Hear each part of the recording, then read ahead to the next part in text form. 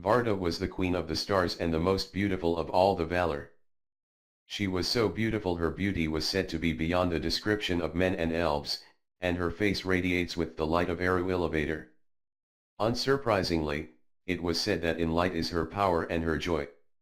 Even before Melkor first began to weave his discord into the Annulindal, Varden knew his mind well, and rejected him because of it.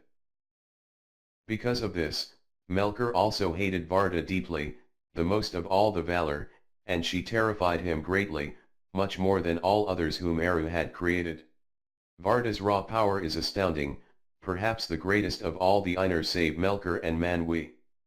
She made the stars and the constellations in defiance of Melkor, creating almost all matter in space, and filled the lamps of the Valor with light. These lamps gave light to the entire world. She collected the dew of the two trees in her wells and used them to fashion the newer stars and constellations in preparation for the awakening of the elves.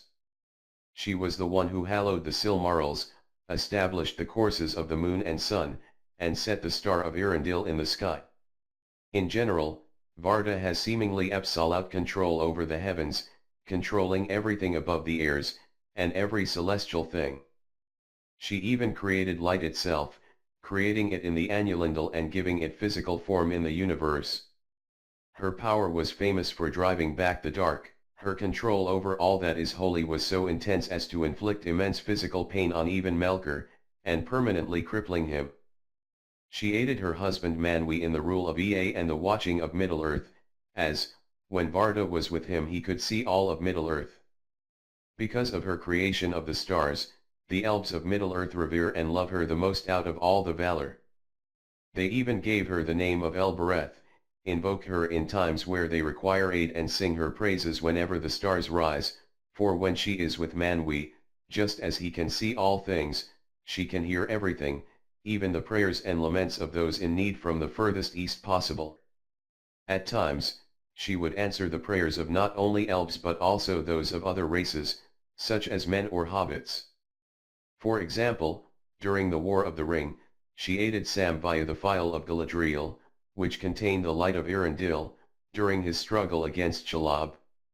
As a Vala, she is nearly untouchable by things such as death, the elements, and material things.